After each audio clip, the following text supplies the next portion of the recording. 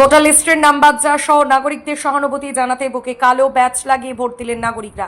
Voter তালিকা থেকে নাম বাদ পড়ার ক্ষোভ আর বঞ্চনার যন্ত্রণা বুকে নিয়ে কালো ব্যাচ পরে ভোট কেন্দ্রে পৌঁছালেন সাধারণ মানুষ। বৃহস্পতিবার নলহাটি 2 নম্বর ব্লকে লোহাপুর গ্রামে সকাল থেকে চোখে পড়ে এই অভিনব প্রতিবাদ। বুথের বাইরে দাঁড়িয়ে অনেকেই জানান নাগরিক হয়ে ভোটাধিকার থেকে বঞ্চিত হওয়া মানে গণতন্ত্রের প্রতি অপমান।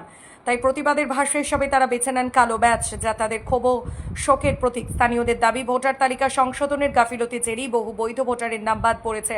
সেই ক্ষোভ থেকেই দিনটিকে কালা দিবস হিসাবে পালন করে কমিশনের বিরুদ্ধে সরব হন তারা। এই ঘটনায় প্রশ্ন উঠছে প্রশাসনিক তৎপরতা, ভোটার তালিকা হালনাগাদের স্বচ্ছতা নিয়ে। সংবাদটি সম্প্রচারিত হওয়া পর্যন্ত যদিও বিষয়টি নিয়ে নির্বাচন কমিশনের তরফে কোনো প্রতিক্রিয়া মেলেনি। প্রতিক্রিয়া পেলে তা পরবর্তী সংবাদে প্রকাশ করা হবে।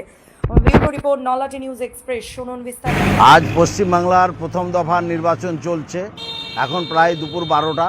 আমরা নির্বাচনে আমাদের ভোটাধিকার প্রয়োগ করেছি, কিন্তু আমাদের যে সহনাগরিক প্রায় 27 লক্ষ যাদের নাম ন্যায্য ভোটার অন্যায়ভাবে তাদের নাম বাদ দিয়েছে, তারা আজকে ভোটাধিকার প্রয়োগ করতে পারলো না।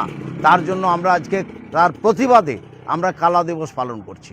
আমরা মনে করি এই 27 লক্ষ ভোটারের আজ ভোটাধিকার প্রয়োগ করার অত্যন্ত ন্যায্য দাবি ছিল, অথচ তারা আজকে ভোট দিতে পারলো না। এই যে অন্যায়ভাবে তাদেরকে ভোটাধিকার থেকে বঞ্চিত করা হলো, তার বিরুদ্ধে আজকে আমরা কালা দিবস পালন করছি। এই হচ্ছে মোদ্দা কথা।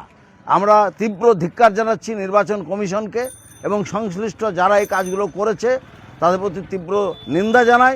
এবং আমাদের দাবি, এই 27 লক্ষ ভোট যারা দিতে পারলো না, যে সমস্ত ভারতের ন্যায্য নাগরিক, ন্যায্য ভোটার যারা চিরকাল এখানে ভোট দিয়ে এসছে, তাদের যেন অবিলম্বে ভোটার লিস্টে নাম ওঠে, এই দাবি আমরা করছি।